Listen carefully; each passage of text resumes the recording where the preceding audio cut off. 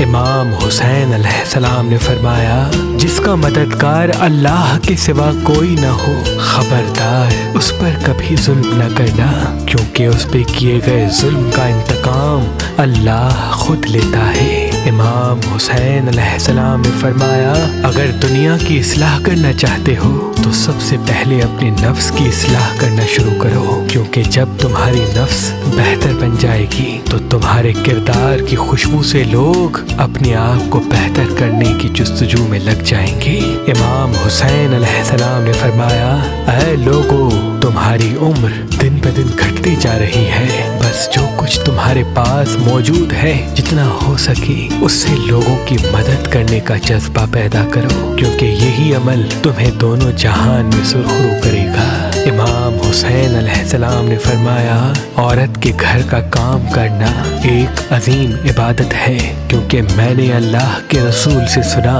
جب عورت اپنے گھر کے کام میں مصروف ہوتی ہے تو اللہ اس کا لمحہ لمحہ عبادت میں شامل کر دیتا ہے۔